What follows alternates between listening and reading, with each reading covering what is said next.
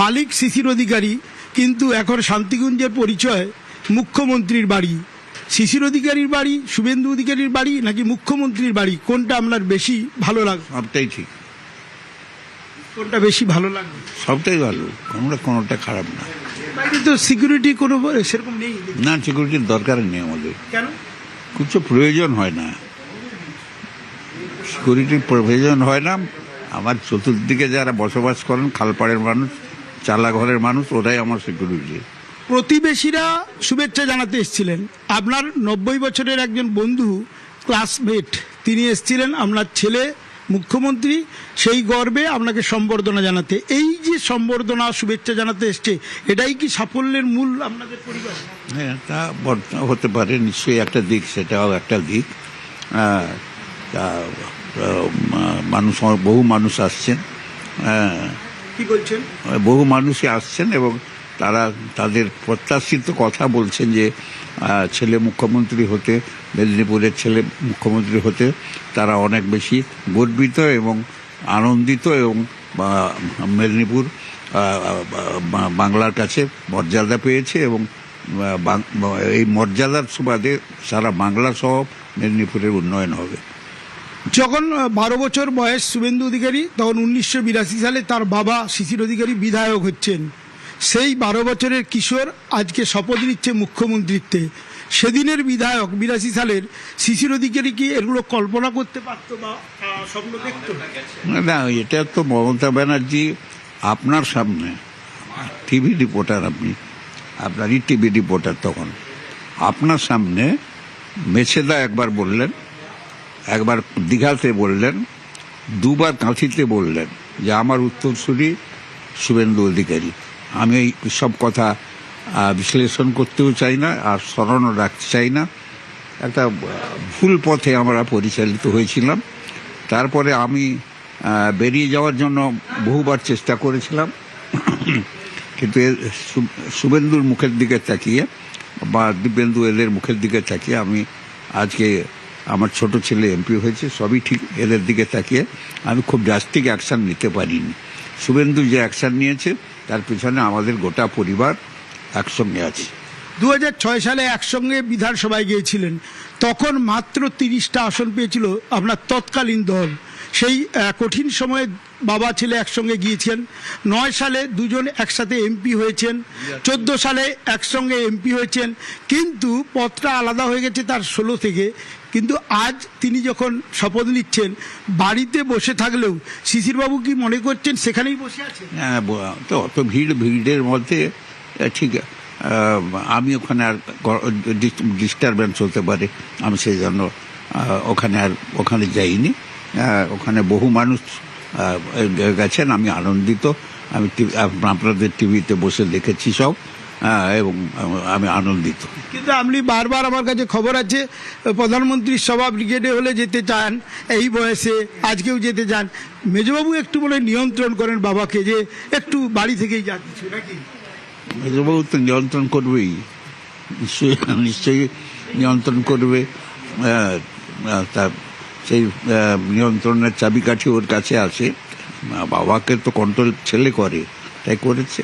অকৃতদার থাকাটা আপনি খুব চিন্তায় পড়ে যেতেন, আজকে তো আপনি মনে বলছেন যে অকৃতদার ছিল বলে এত সময় দিতে পারছেন। এটা তো অজয় মুখার্জি, সতীশ সামন্ত, কুমার জানার আশীর্বাদ, এবং আমাদের পরিবারের এসব আছে। কেউ সন্ন্যাসী হয়ে যায়, কেউ বিয়ে করে না, এটা অনেক বড় পরিবার। তা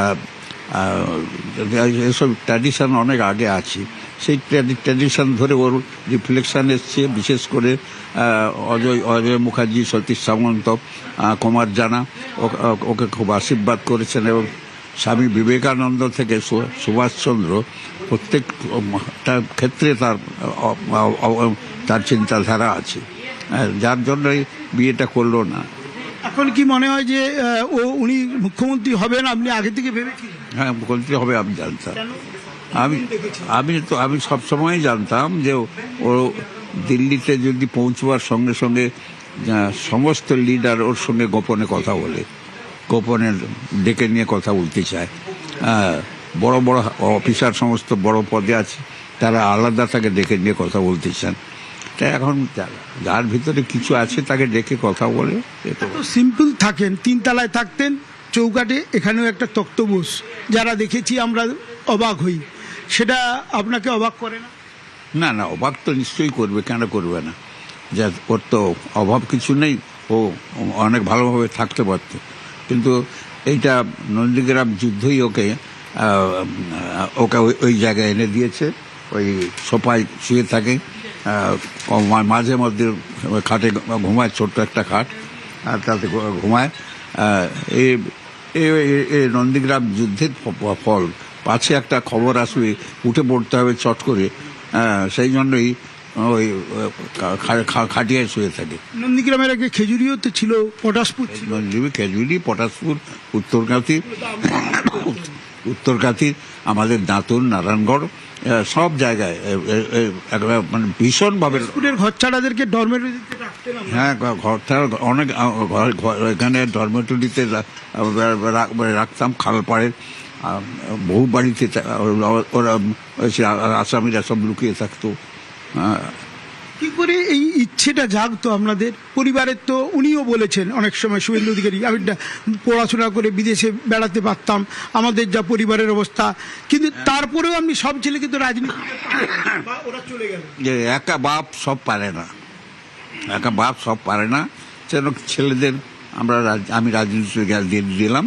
এবং এই জেলায় যারা রাজনীতি করেছেন তাদের বাড়ির ছেলেটা প্রত্যেকে জিনিয়াস, তাদের বাড়ি থেকে বহু শিক্ষিত ছেলে মেয়ে বেরিয়েছে, কিন্তু পরবর্তীকালে তার সাকসেসার হিসাবে পরিবারের ছেলেকে রেখে যাননি। তা আমার মনে হয়েছিল আমি চোর হই, ডাকাত হই, ভদ্রলোক হই, আমার সাকসেসার হচ্ছে রাজনীতির লোক, সে রাজনীতি করবে।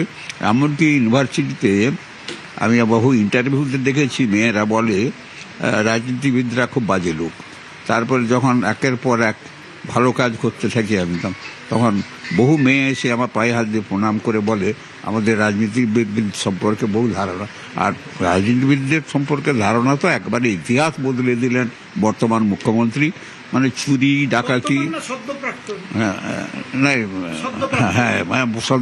সদ্য প্রাক্তন মুখ্যমন্ত্রী, তার পরিবার, গোটা ইতিহাস বদলে দিলেন। কলকাতার মানুষ, পৃথিবীর মানুষের কাছে দেখালেন যে কীভাবে ডাকাতি করা যায়, পরের অর্থ কীভাবে লুট করা যায়।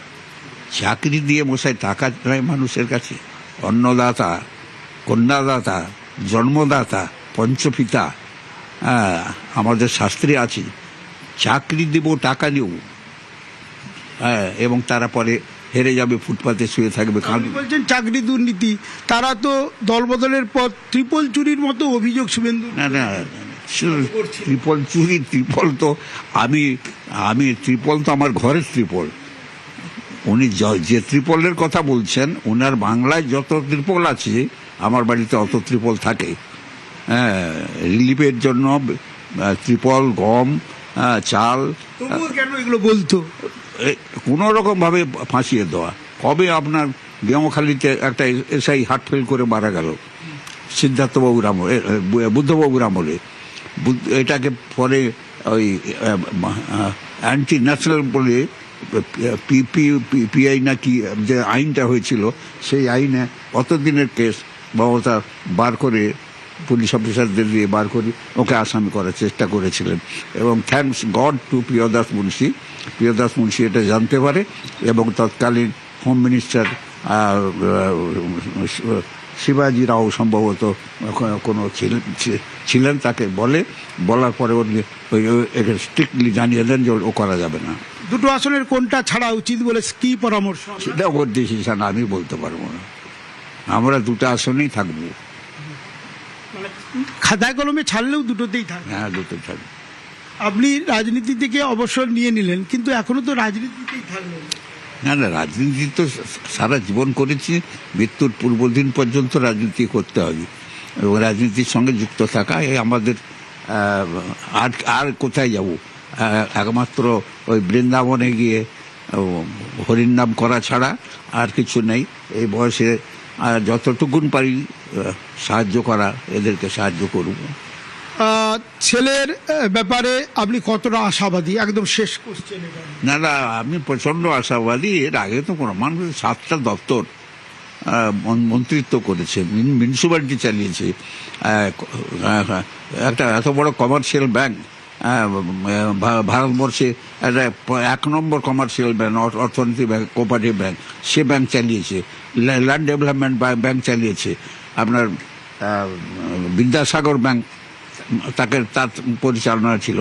তাই মানুষ তো পরীক্ষা দিয়েছে, একেবারে শ্যামাপ্রসাদের মতো চিত্তরঞ্জন দাসের মতো ক্যালকাটা কর্পোরেশন ওরা চালিয়েছিলেন বলে সুভাষচন্দ্র, তার ফলে এটা সাকসেসফুল ম্যান হয়েছিলেন।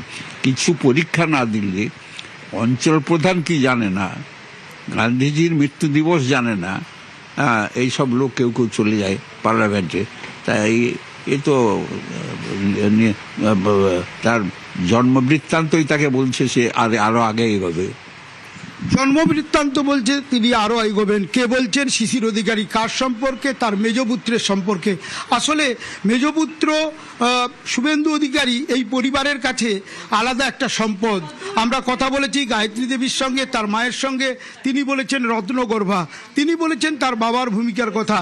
এই সাধারণ ঘর, যে ঘরেই কিন্তু তার ছোট থেকে বড় হওয়া, 3 তলায় থাকতেন একসময় ছাত্রনেতা, সেদিনের বাড়ির একেবারে দোতলায় নেমে এসেছেন, কিন্তু বাড়ি ঘর সব কিছুই কিন্তু তার সাধারণ। সেই সাধারণ ঘরে থেকেই তার কিন্তু যা কিছু কর্মকাণ্ড, বাড়ি ফিরতে ভালোবাসেন, কিন্তু সেভাবে আর বাড়ি ফিরে আসতে পারেন না। কিন্তু তারই মধ্যে খোঁজখবর নেওয়া, সবার সম্পর্কে তার আনন্দ করা এবং সেই আনন্দের সঙ্গে থাকা, সবটাই কিন্তু তিনি মনে করেন যে তার পরিবার মানে শুধু শান্তিকুঞ্জে থাকা সদস্য নয়, যারা গোটা জেলায় রয়েছেন, গোটা রাজ্যে রয়েছেন, তারাই সেই তাদের জন্য কাজ করার ব্রত নিয়ে তার এগিয়ে যাওয়া। সেই এগিয়ে যাওয়া আজ মুখ্যমন্ত্রিত্বের শপথ নেওয়ার সুযোগ করে দেওয়া। এখন দেখার আগামী দিন শুভেন্দু অধিকারীর কাজ কতটা এগিয়ে রাখে রাজ্যকে, মানুষকে কতটা সুবিধে করে দেয়। শান্তিকুঞ্জের অন্দরমহল থেকে ক্যামেরায় পিন্টু সরকারের সঙ্গে সুজিত ভৌমিক, নিউজ 18 বাংলা। আমি শুভেন্দু অধিকারী ঈশ্বরের নামে শপথ করিতেছি যে